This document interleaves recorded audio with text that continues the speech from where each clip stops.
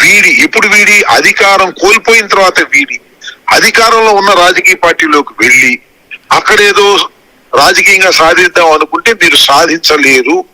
ఇది సత్యము, చరిత్ర చెప్పినటువంటి సత్యం అని చెప్పే ప్రయత్నం ఉన్నది. అంత ఇప్పుడు వీళ్ళు ఏమన్నా వస్తే తీసుకుంటే పరిస్థితి ఉంటుందండి మీ అంచనా ప్రకారం? అది ఎన్ని ఊహాజనితమైన ప్రశ్నలు. దానికి సమాధానం చెప్పగలిగిన వాడిని కూడా నేను కాదు. పోనీ ఏమైనా మీకు సిగ్నల్స్ వస్తున్నాయా?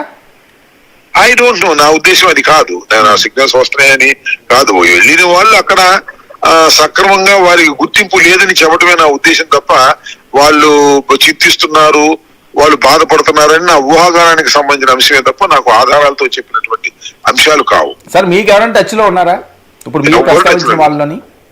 ఎవరు టచ్ కనపడితే పలకరించుకుంటాం తప్ప టచ్ లో ఏమీ లేరు. టచ్ లో ఉంటాం, రాజకీయాలు మాట్లాడటం, మేము అసంతృప్తిగా ఉన్నాం అంటాం, వస్తాం అంటాం, ఇవన్నీ ఏమీ లేవు. కానీ అక్కడ వాళ్ళ పొజిషన్స్ చూసినప్పుడు మనకు అర్థం అవుతుంది కదా. అక్కడ లోకల్ గా ఇప్పుడు నేను వెళ్ళి సడన్ గా తెలుగుదేశంలో చేరతాను సార్. అవును, నిన్నటి దాకా తెలుగుదేశాన్ని దూషించో లేకపోతే విమర్శించో ఉన్న నేను అక్కడికి వెళ్తే నా మీద కొంతమంది తెలుగుదేశం ఎందుకు చేర్చుకున్నారు రామబాబు అని అడుగుతారు కదా. అవును, అడుగుతారు. సరిగా నాకు ఏదైనా ప్రాధాన్యత ఇస్తే వాళ్ళు ఒప్పుకోరు. This the common sense point.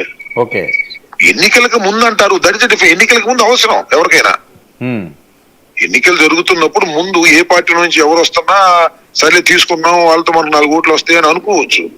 ఎన్నికలు అయిపోయి అంతా దులిపేసిన తర్వాత, అధికారం వచ్చేసిన తర్వాత నువ్వు వెళ్ళి ఏం చేస్తావు, నేను వెళ్ళి అధికారం వచ్చేసిన పార్టీలోకి వెళ్ళి ఏం చేస్తాను అనేది నా యొక్క జనరల్ సారాంశంగా పెట్టుకుని మా పార్టీ నుంచి వెళ్ళిన వాళ్ళ పరిస్థితిని ఎక్స్ప్లెయిన్ చేసే ప్రయత్నం చేశాను. ఓకే, అది నా అభిప్రాయం. సార్ మరొక అంశం, నిన్న పవన్ కళ్యాణ్ గారు మీరు వినే ఉంటారు, వైసీపీ వాళ్ళు బూతులు మారలేదు, బుద్ధులు మారలేదు, నాలో ఇప్పటి వరకు కూడా మంచితనం చూశారు, నన్ను అనవసరంగా కానీ రెచ్చగొడితే వేరే లెవెల్లో ఉంటుంది, నేనే డైరెక్ట్ గా చెప్తున్నాను అని హెచ్చరించడం వెనక ఆంతర్యం ఏంటి? నాకైతే ఆయన హెచ్చరించడం అనే దానికి అర్థం లేదు. బూతులు తిట్టడం అనేది, ఆయన కన్నా బూతులు తిట్టినోడు ఈ ప్రపంచంలో ఎవడలేడు. ఈ ప్రపంచంలోనే ఎవడలేడు రాజకీయాల్లో. పవన్ కళ్యాణ్ గారు తిట్టినన్ని బూతులు వైసీపీ ఎమ్మెల్యే నా కొడకల్లారా అని మీడియా ఉండంగా కాళ్ళకు ఉండాల్సిన చెప్పులు చేతులు పట్టుకుని మాట్లాడినటువంటి వ్యక్తి పవన్ కళ్యాణ్ గారు. ఆయన ఇంకోళ్ళ గురించి ఏం చెప్తాడు? ఆయన అంటానికి ఏమైనా రిజర్వేషన్ ఉందా? ఆయనకి ఏమైనా ప్రత్యేక హక్కులు ఉన్నాయా అనేది? బూతులు తిట్టడం అనేది ఎవరు తిట్టినా తప్పే. అది వైసీపీ వాడు తిట్టినా, తెలుగుదేశం వాడు తిట్టినా, జనసేన వాడు తిట్టినా, ఎవరు తిట్టినా తప్పే. లాజిక్ లేకోకుండా దూషణ భూషణలు, బూతులు తిట్టడం తప్పు. దాన్ని నేను 100% అంగీకరిస్తాను. అంతే తప్ప లాజిక్ గా మాట్లాడటమో, నొప్పి కలిగించే విధంగా మాట్లాడటం కూడా బూత్ అని అనుకుంటే అది వారి ఇష్టం, నేను కాదంటలా. అయితే హెచ్చరికలు చేస్తే భయపడటానికో లేకపోతే ఇంకోటికో ఇక్కడ మేము సిద్ధంగా లేవనేది నేను చాలా స్పష్టంగా మీ ద్వారా చెప్పదలుచుకున్నాను. మేము మితిమీరి మాట్లాడాం, సందర్భం వచ్చినప్పుడే మాట్లాడతాం, ఎంతవరకు డోస్ మాట్లాడాలో అంతవరకే మాట్లాడతాం. వాళ్ళు ఏదన్నా అంటే నేను మాట్లాడతాను, నేను కానీ మరొకరైనా సరే. మీరు చూశారు కదా, నేను సోంబాబు అని ఒక క్యారెక్టర్ పెట్టి నన్ను బ్రో సినిమాలో వ్యంగ్యంగా మాట్లాడే ప్రయత్నం చేశారు, దానికి సమాధానం చెప్తాం, అంతే సింపుల్. మనకి ఇచ్చితే వాళ్ళకి ఇచ్చుతాం, మనకి ఇచ్చకపోతే వాళ్ళకి ఇచ్చాం, అంతే. That's all. మనం విమర్శ చేస్తే వాళ్ళకి విమర్శ చేస్తాం. జనరల్ విమర్శలు ఇప్పుడు ఉంటాయి రాజకీయంగా. పవన్ కళ్యాణ్ గారు నేను 24 గంటలు నువ్వు సూర్యుడు వీరుడు అని నేను మెచ్చుకోలేను కదా. ఎట్లా మెచ్చుకుంటాను? నేను ఒక రాజకీయ పార్టీలో ఉన్నటువంటి వ్యక్తిని, ప్రత్యర్థి పార్టీకి సంబంధించినటువంటి వ్యక్తిని. వారిని చేసిన తప్పుల్ని ఖచ్చితంగా ఎండగడతాం, విమర్శిస్తాం, అంతే తప్ప హద్దులు మీరు విమర్శించాల్సిన అవసరం లేదు. బూతులు అది నా వరకు చెప్తున్నా. ఎవరు నాలాగానే కాదు, ఎవరైనా బూతులు మాట్లాడితే దట్ ఈస్ 100% రాంగ్. దానిలో ఏ విధమైన సందేహం లేదు. సార్ ఏంటి కోనసీమ ప్రాంతంలో చాలా రోజుల తర్వాత ఇప్పుడు వరకు కూడా ఈ రకంగా ఆయన మాట్లాడలేదు, సడన్ గా ఈ వాయిస్ పెంచడానికి ఏమైనా వేరే కారణాలు ఉంటాయన్నారా? నేను ఒక విషయం చెప్పిన వర్మ గారు, అసలు పవన్ కళ్యాణ్ గారు కామ్గా ఉండటానికి కొంతకాలం గర్జించడానికి, కొంతకాలం యావరేజ్ గా మాట్లాడటానికి కారణాలు ఏమిటో ఎవరికి అర్థం కాదు. ఆయనకు అర్థం అవుతుందో లేదో నాకు తెలియదు. ఎప్పుడు ఏ రకంగా బిహేవ్ చేస్తాడో తెలియదు. కాముగా ఉండవలసినప్పుడేమో గర్జిస్తాడు, గర్జించవలసి వచ్చినప్పుడేమో కాముగా ఉంటాడు అనేది నా వ్యక్తిగతమైనటువంటి అభిప్రాయం. ఆయన గ్రాఫ్ ఏ విధంగా జరుగుతుందో ఊహకు అందనటువంటి పరిస్థితులు కనిపిస్తున్నాయి. కాముగా ఉన్నన్నాళ్ళు చాలా కాముగా ఉంటాడు, కొన్ని రోజులు అసలు క్యాబినెట్ మీటింగ్లు కూడా ఎగ్గొట్టేసేస్తాడు. చాలా ఇంపార్టెంట్ ఫంక్షన్స్ ఎగ్గొట్టే చేస్తాడు. చిన్న చిన్న విషయాలకు మనం వెళ్తుంటాడు. So we cannot predict his nature and behaviour and political strategy. We cannot predict, nobody can predict it. That is his nature. అది నా అభిప్రాయం. దీనిలో తప్పేమైనా ఉంటే ప్రజల్ని అడుగుతా ఉన్నా, ఎప్పుడు ఏ విధంగా మాట్లాడతారో ఆయనకి తెలియటం లేదు అనేది నా అభిప్రాయం. లేకపోతే ఒక రాజకీయ పార్టీ పెట్టినటువంటి వ్యక్తి ఆ రాజకీయ పార్టీని పైకి తీసుకురావడం కోసం నిరంతరం పనిచేసి తన క్యాడర్ ని పెంచుకోవడానికి ప్రయత్నం చేస్తారు తప్ప, తెలుగుదేశం పార్టీని పెరగడం కోసం తన క్యాడర్ ను కూడా చంపుకునే కార్యక్రమాలు చేసే వ్యక్తిని నేను ఎక్కడ చూడలేదు రాజకీయాల్లో. నువ్వు తెలుగుదేశానికి సపోర్ట్ చేసావు, తప్పులేదు. నీ పాలసీ అయితే నువ్వు సపోర్ట్ చేసావు, నువ్వు అధికారంలో తీసుకురావడానికి ప్రయత్నం చేశావు. జగన్మోహన్ రెడ్డి అధక పదాలను తొక్కుతానన్నా ఓకే, నీ policy that is different matter. నువ్వు అధక పదాలను పోతున్నా కూడా పట్టించుకోలేని పరిస్థితిలో నువ్వు ఉన్నావు అనేది నేను చెబుతున్న మాట కాదు, జన సైనికులు చెబుతున్నటువంటి మాట. నేను మీరు చూశారు కదా, 2014లో మమ్మల్ని మీరు కూటమికి సపోర్ట్ చేయమన్నారు, చేశారంటే ఇక అక్కడ నుంచి ఆపేసి మైకి కట్ చేసి పారేశారు. So what is this?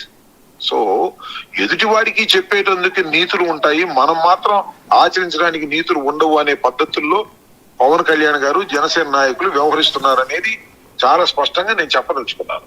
తాజా ఉదాహరణలే ఇవన్నీ కూడా. కోనసీమ వెళ్ళటం, అక్కడ ఆ రాజుల్లో ఆ కాలువను పరిశీలించటం, ఆ కాలువను పరిశీలించి ఆ ఉప్పు నీటితో కొబ్బరి మొక్కలు చనిపోతున్నటువంటి దృశ్యాలను వైఎస్ఆర్సీపీ మీద నెట్టేటటువంటి ప్రయత్నం చేయటం, 2019 నుంచి ఈ ఉప్పు నీరు వస్తుందని చెప్పమని వాళ్ళని లీడింగ్ అడగటం, కాదు 40 సంవత్సరాల నుంచి ఈ ప్రశ్న ఉంది అని వాళ్ళు చెప్పడం చూస్తుంటే why is doing like that నాకు అర్థం కాలేదు. స్ట్రైట్ గా మాట్లాడొచ్చు. సో ఇవన్నీ కూడా ఆయన మరి ఎందుకో ఏదో ఒక విధంగా జగన్మోహన్ రెడ్డి మీద బురదల్లాలి, ఏదో ఒక విధంగా చంద్రబాబును బుధాయించుకోవాలి అనేటువంటి ఏకైక సూత్రంతో ఆయన వెళుతున్నాడు. అది నచ్చట్లేదు. ఈవెన్ పవన్ కళ్యాణ్ గారిని అనుసరించే వాళ్ళు, పవన్ కళ్యాణ్ గారిని మెచ్చుకునే వాళ్ళకు కూడా నచ్చట్లేదు అనేది నాకున్నటువంటి సమాచారం. I may be wrong or right, the time will decide. Sir, మీ హయాంలో చూడనటువంటివి ఈ హయాంలో వీళ్ళు చేస్తున్నారు. ఎందుకంటే గతంలో ఎమ్మెల్యేలు ఏం చేశారో, మినిస్టర్లు ఎవరు చేశారో ఏ ఫోకస్ ఉండేది కాదు. ఇప్పుడు డైరెక్ట్గా లోకేష్ గారు హెచ్చరికలు జారీ చేస్తున్నారు, నోటీసులు పంపిస్తున్నారు 2 మంత్రులకి, 23 మంది ఎమ్మెల్యేలకి. తీరు మార్చుకోకపోతే, ప్రజల్లో ఉండకపోతే ఎంత దూరమైనా మేము వెళ్తామని. సో దీన్ని ఏ రకంగా చూడాలి సార్? వాళ్ళ దిగజాడుతనాన్ని చూడాలి. 23 మంత్రులకి నోటీస్ ఇచ్చారని నేను చూడలేదు, నాకు తెలియదు. 23 మంది ఎమ్మెల్యేలకి, 2 మంత్రులకినండి. అంటే వాళ్ళ పద్ధతి మార్చుకోలేదని నోటీసులు ఇవ్వడం ఎందుకండి, నాకు అర్థం కాలేదు. నోటీసులు ఇవ్వడం ఏంటి అంటే నీకు పట్టు లేదనా?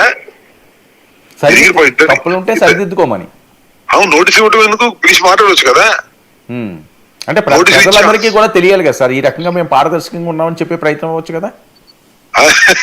అది వాళ్ళ దాన్ని ఏమైనా దిగజాడుతాను ప్రజలకు అర్థమైందేంటి? ఇంటర్ పార్టీ వ్యవహారాలు సార్. నేను తప్పు చేస్తాను అనుకోండి, కాసేపు జగన్మోహన్ రెడ్డి గారు నాకు నోటీస్ ఇస్తారా? పిలిచి మందలిస్తారు తప్పు చేస్తే. That is the internal FIRs. నువ్వు 23 మందికి నోటీసు ఎవరు ఇచ్చారు? చంద్రబాబు నాయుడు గారు ఇచ్చారా, లోకేష్ గారు ఇచ్చారా? లోకేష్ గారు సీరియస్ గా 23 మందికి నోటీసులు పంపించమని చెప్పి పల్లా శ్రీనివాసరావు గారికి చెప్పారట. లోకేష్ అదేంటండి, లోకేష్ గారు కూడా అంబటి రాంబాబు గారికి తెలీదా? కాదండి, లోకేష్ ఎవరు అంటున్నా నేను చెప్పేది. ఇప్పుడు ఇచ్చే చంద్రబాబు ఇవ్వాలి, లేకపోతే ఆయన ఇవ్వాలి ప్రెసిడెంట్. ఈయనెవరు? చంద్రబాబు కొడుకైనంత మాత్రాన అందరు మంత్రులకు కాదనమాట కదా అర్థం. సార్, టీడీపీ తెలుగుదేశం పార్టీ ఆయన జాతీయ కార్యదర్శి కదా, ప్రధాన కార్యదర్శి కాదండి. పార్టీ గురించి నేనేది ఏంటంటే ఆయనే డీఫాక్ట్ ఒక ముఖ్యమంత్రిగా వ్యవహరిస్తున్నాడు, పార్టీ అధ్యక్షుడిగా ఆయనే వ్యవహరిస్తున్నాడు. పార్టీ జాతీయ అధ్యక్షుడు పార్టీ అధ్యక్షుడు నోటీస్ ఇవ్వమని చెప్పడం ఏంటి? చెప్పడం ఏంటి అంటున్నా నేను. ఆయన ఇవ్వాలి కదా. పల్లా శ్రీనివాస్ ద్వారా ఇప్పించారండి, పార్టీ అధ్యక్షుడు కదా ఆయన. అవును, పల్లా శ్రీనివాస్ ద్వారా ఇప్పించాల్సిన అవసరం సార్. పల్లా శ్రీనివాసే ఇవ్వాలి కదా అంటున్నా. ఒకడు లోకేష్ చెప్తే ఇచ్చేది ఏంటి అంటున్నా. అంటే ఇండిపెండెన్సీ లేదని అర్థం. ఇది కూడా మీకు కాంట్రవర్సీ కనిపించిందా? కాంట్రవర్సీ కాదు, తప్పు అంటున్నా నేను. అది ఏంటంటే మీరు కూర్చోండి, ముఖ్యమంత్రి గారు అంటే ఈ పార్టీ అధ్యక్షుడు కన్నా ఎక్కువ కదా వాళ్ళు ఉన్న తెలుగుదేశం పార్టీలో. వాళ్ళ దృష్టిలో ముఖ్యమంత్రి గారు అధ్యక్షులు కూర్చుని మాట్లాడుకుని పలానా చేస్తున్నారు, వాళ్ళని పిలిచి మాట్లాడాలని అనుకోవాలి తప్ప నోటీసులు ఇవ్వటం, అది పేపర్లో రావటం, నీకు తెలియటం నాకు తెలియటం, ఇవన్నీ చర్చ చేయడం అవసరం ఒక పార్టీలో? అంటే పార్టీ నడపడం కూడా వాళ్ళకి కుదరట్లేదని అన్న చెప్పాలి. లేదంటే వాళ్ళందరూ ఎదవలు, నేను ఒక్కనే మంచి ఉండని పవన్ అది మన లోకేష్ గారు చెప్పుకునే ప్రయత్నం చేయాలి. అందరూ దేశాన్ని దోసుకుంటున్నారు, నేను మాత్రం ఇదని. ఏంది నీ ఎమ్మెల్యేలు తప్పు చేస్తున్నప్పుడు నువ్వు